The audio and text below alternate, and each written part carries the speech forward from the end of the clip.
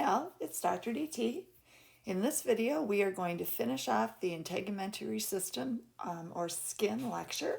We're going to talk about the dermis, the hypodermis, and a little bit about skin color. In the last video, we talked about the epidermis, which is part of the cutaneous membrane. So again, the cutaneous membrane sort of is this part of the picture. And below that, we're going to have the subcutaneous. The top layer of that cutaneous membrane, again, was the epidermis. And the layer that's deep to that, of course, is going to be our dermis. So let's talk a little bit about the dermis in general terms. The dermis is made up of connective tissue. And there are actually two different kinds of connective tissue in there. We'll talk more about those in a minute. It is, of course, found deep to the epidermis, and it is going to be well vascularized. So if you look at it, you'll see a ton of blood vessels in there. And remember, that vascularization is super important to the epidermis as well, because we're going to get all the nutrients and waste and all that stuff from one layer to the next using diffusion. We're going to find that there are lots of nerve fibers in the dermis, and so the skin is very sensitive. It is strong, but pretty flexible. And so it's interesting. This is the part that if you have leather, the dermis is the part that's used to make the leather. It's the hide of the skin. And then it also contains most of the hair follicle. So you can see the hair follicle here. Most of it's down here. Sorry, let me try that again. This is the hair, and the container that the hair is sitting in is the follicle. And most of that is down here in the dermis. Most of our oil glands and sweat glands, so here you can see a sweat gland in here, there's some oil glands in there, most of those are going to be in the dermis as well. You'll see the ducts extend through the epidermis, but the gland is in the dermis. There are three types of cells we want to mention in the dermis. You already know all of these, so we're going to find our fibroblasts. Remember, those are our immature connective tissue cells. They're going to make the matrix. We're going to have macrophages. Those are our big eater cells. So they're going to be white blood cell derivatives that are moving around in the dermis. And then we're going to have mast cells that are also involved with the immune system. The dermis is divided into two layers. The top layer is called the papillary layer, and you can see it in the picture here. And the lower layer is called the reticular layer, and you can see it in the picture extending down. So most of the dermis is going to be made of the reticular layer, and then there's just a little short papillary layer. You're not going to see a huge transition between the two. I mean, it's not super distinct there. The fibers kind of mix in with each other, so it's a gradual transition. We're going to start by talking about the papillary layer. So this is this thin superficial layer.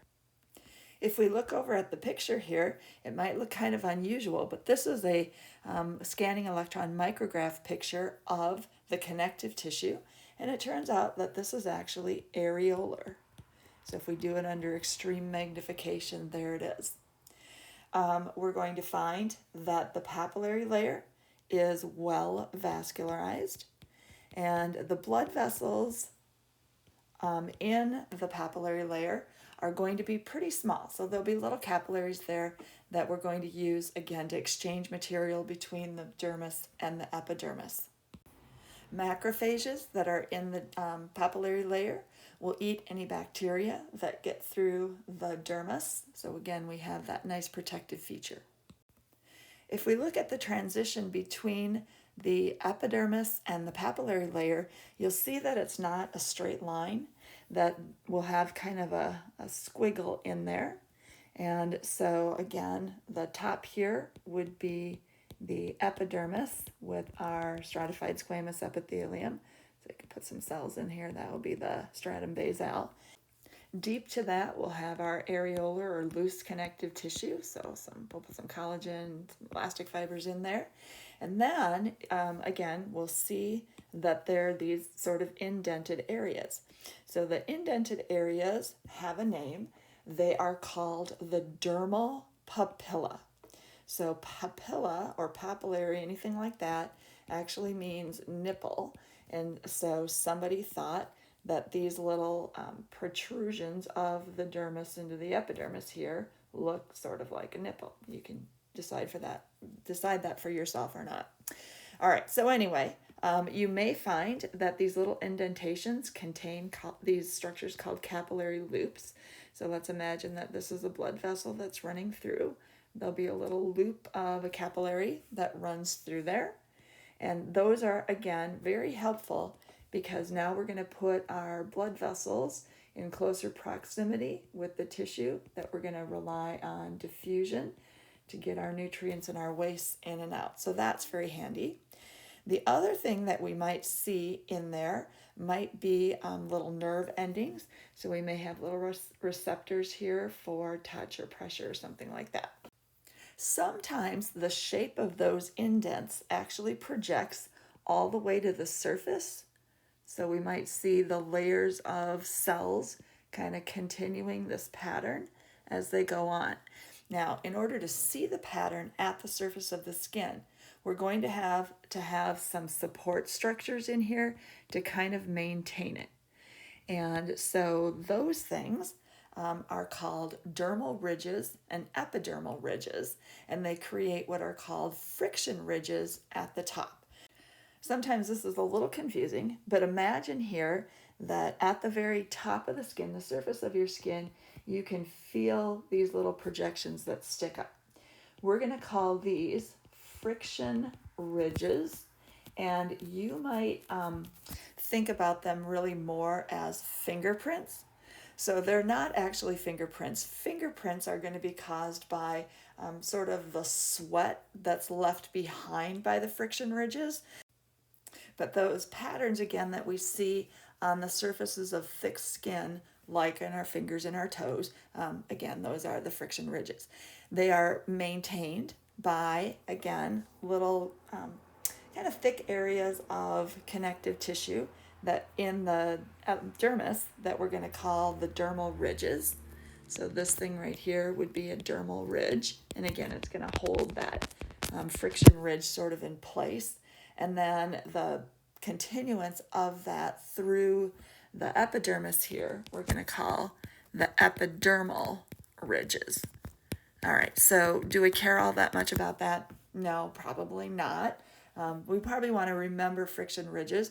And again, they create the fingerprints, but they're there really to give grip to your skin. And that will be helpful if you're trying to hold things. This lovely picture shows the epidermal ridges and friction ridges at the top. And you can see the little openings on here for the sweat glands that will leave that film of sweat behind that creates the fingerprints. And it's interesting that, again, these are genetically determined, and everyone's are unique, I suppose, unless you have an identical twin. The lower layer of the epidermis is called the reticular layer. So again, we could describe this as our deep layer. It makes up most of the dermis. How much is most? About 80%. It is made up of dense, irregular connective tissue. So if we look over at the picture here, these are mostly collagen fibers, and you can see they're not in any kind of pattern, but they are very tight together. There's not a lot of connective tissue in between them. This layer is also well vascularized, so lots of blood vessels in there. The dermis has some interesting features as well. The first are called lines of cleavage or tension lines. These are bundles of collagen and elastic fibers that are patterned to resist stress during normal movement.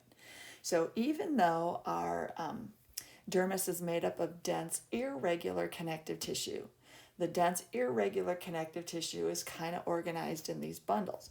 So if we look over here at the picture, we can see the basic arrangement of the bundles. And in general, in the limbs, the bundles are going to run up and down. They're going to run sort of the length of the body. And in the trunk of the body, in general, the bundles are going to run in circles. So they're going to run around the body. And again, that fits the basic pattern of stress that we're going to see in those areas. So it's interesting, if you're a surgeon, you want to know where these lines of cleavage are, because you're going to want to make your cuts along those lines of cleavage. So you don't want to go against them. If you do that, when you go to sew things back together, they're going to pucker and leave a nastier scar. So if you were going to do a C-section, you probably are not going to want to cut like this. You're going to want to cut like this.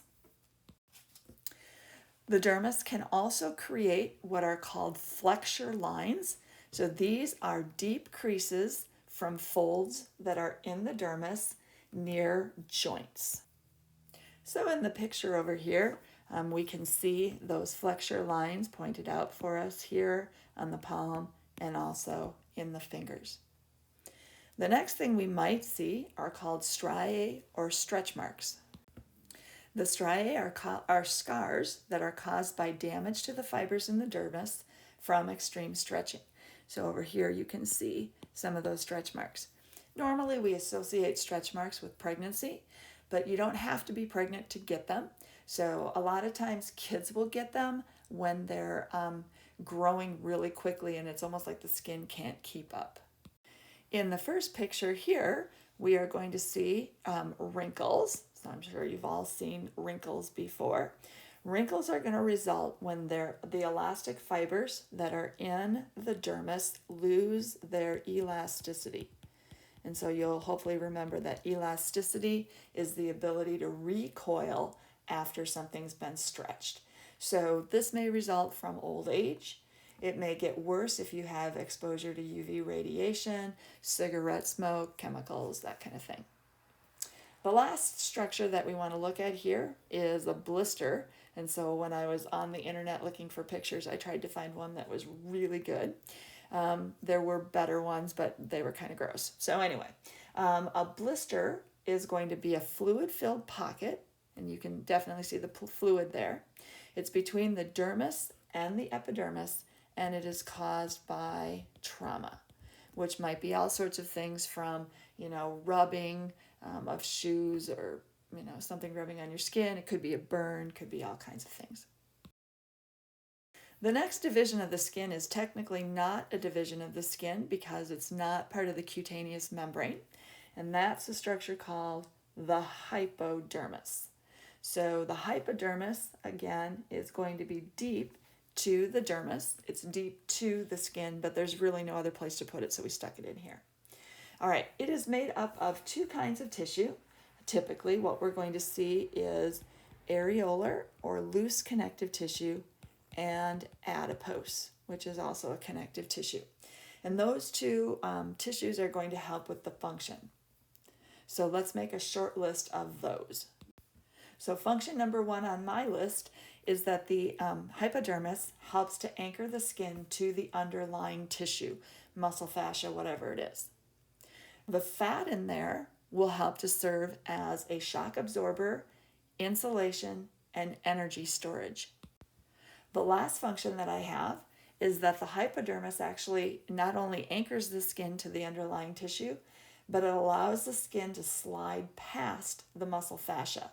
And so sometimes the skin the hypodermis rather, is also referred to as the superficial fascia or the sliding skin. If you want a really good example of the skin as sliding skin, go use one of those accelerator hand dryers, and you can see your skin just kind of moving on top of the underlying muscle. That's pretty cool. The last thing we're going to talk a little bit about is skin color. And so there are a number of factors that will influence the skin color, but probably the most important one is going to be this material called melanin. So melanin is usually some kind of shade of brown pigment. So it's a pigment that you make. Obviously, not everybody is brown. Melanin can vary from yellow on one extreme of the range all the way to black at the other extreme. We already know that this pigment, melanin, is produced by cells called melanocytes that are located in the stratum basale. And then the pigment will be phagocytized by keratinocytes, that are down there in the stratum basale. So if you picked out, let's say this was our melanocyte right here. The melanocyte has these little extensions that come off, sort of like this, and the melanin that it makes will be put out through the extensions, and it'll go into the area that's nearby, and the keratinocytes then will bring it in. So we know what phagocytosis is. And then that pigment will accumulate around the nucleus in the keratinocytes, and it'll shield the DNA from ultraviolet radiation. And so a lot of times when we think about melanin, we think about skin color. But in reality, the skin color part is just secondary. The importance of melanin is to shield the DNA from UV radiation, because UV radiation can cause the DNA to be mutated, and that we know can be dangerous if not lethal. So the most important function of melanin is protecting the DNA from UV radiation. Creating a skin color is secondary. I think it's interesting to note that all humans have about the same number of melanocytes.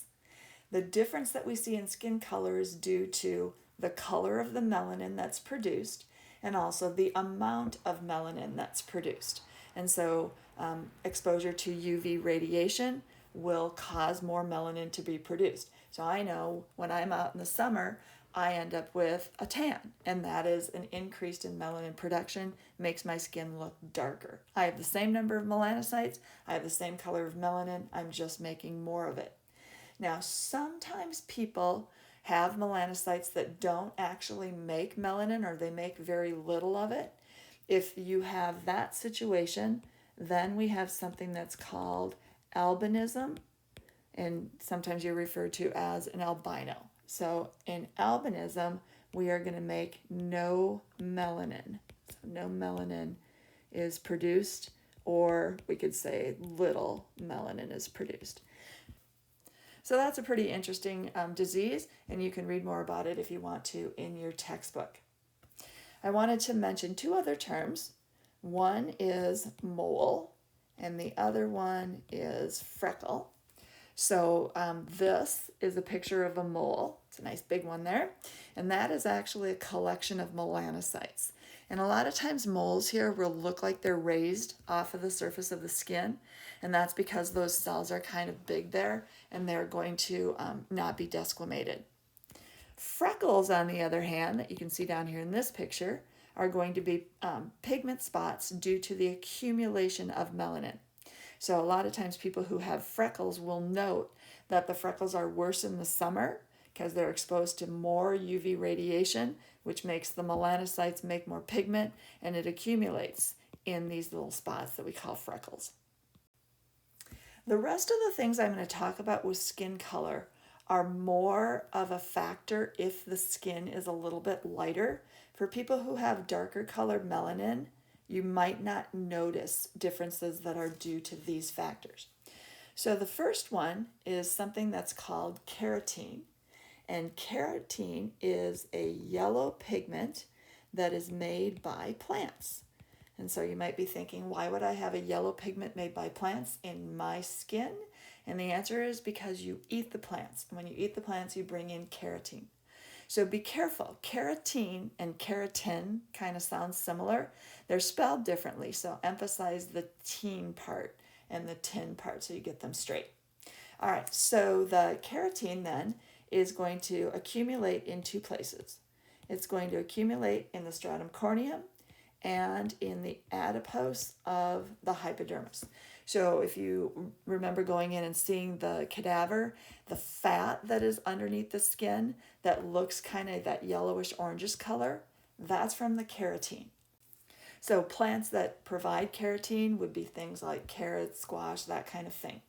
And again, it will accumulate, and you might notice that if you have lighter color skin, you'd have to have a lot of keratin in your diet to actually see your skin looking orangish. But sometimes we see that in little babies who are being, fed carrots for the first time. You might notice a little bit of an orangish tint. That is not a dangerous thing and it'll go away. If you know somebody who has Asian ancestry and their skin is has a yellowish tint to it, that is due to the color of their melanin, not probably due to carotene, unless they're eating a lot of carrots. The blood in the vessels that are underneath the skin can also sometimes influence the color of the skin. Again, this will be more prominent in people who have lighter skin. So the blood vessels that are in the dermis can be visible through the epidermis. If there is more blood in the skin, then the skin will take on kind of a red color. And the term that we use to describe that is erythema. So erythra would be red. If there is less blood in the skin, we might notice that the skin has maybe kind of a pallor to it, or it looks blanched, or kind of whitish. The amount of oxygen in the blood will also make a difference in the skin color. Oxygen is carried on a pigment that's called hemoglobin. You may have heard of that before. Hemoglobin will come in sort of two forms depending on whether there's oxygen attached to it or not. And the forms will have different colors because it changes the way that the light shines through it. We'll talk more about that in 282. If there is more oxygen in the hemoglobin, it will look more of a scarlet or a bright red, maybe a crimson color red. If it has less oxygen attached to it, then the hemoglobin will make the blood look maybe more of a purplish red. You might imagine that having less oxygen in your blood might not be such a good thing. And so if you see that bluish color shining through, that's described as cyanosis. Cyan is a color of blue. So in this picture here, the person has kind of a blue tinge to their lips. And again, that's what we call cyanosis. For people who have darker melanin, the lips and the fingernails are places where you might be able to pick up that bluish tint to the blood, whereas people who have a lighter color melanin, you might notice that more generally around the body. There are a few other things that might be in your blood that can influence its color. So one of them is bilirubin. This is the result of breakdown of red blood cells. And when you have a lot of it, then the blood is yellow in color. And you may have heard of that before. We refer to that as jaundice. Okay, that's the yellow color. The other thing is something that I just learned about a few years ago, and that is having more glucose, or what we call glucose resistance, which might be a sign of diabetes mellitus. And what you'll find is a brown or a black color that builds up kind of around the neck or in the armpit.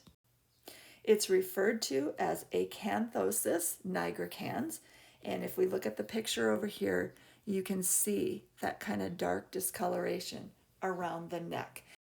And again, if you have that, that might be an indication of diabetes mellitus. The rest of the outline is homework that you're going to use your textbook to help you complete. So you're going to look at the accessory structures or skin appendages, and these are going to include like your hair, your nails, and your glands. So you're going to look up the functions of your hair, learn a little bit about the structure of your hair, a little bit about the hair follicle, and the erector pili muscle, a little piece of smooth muscle in next to your hair that helps your hair stand on end. After you finish the hair, you can move on to the nails. You want to know the function and the basic structure, how it's similar and different from your skin. And then finally, you can go on and look at the glands. So we have what are called merocrine or eccrine glands. They're a type of eccrine glands. These are the more common of the glands. So you're going to find out where you have them. You're going to think a little bit about sweat. And then you're going to look at the apocrine sweat glands. So these guys are less common. They're found in more specific places, and they really only are going to start working at puberty. I don't have a picture of the one in my little PowerPoint here, but after you're done with that, you're going to look at the sebaceous glands, and figure out what sebum is and why you might want to have that.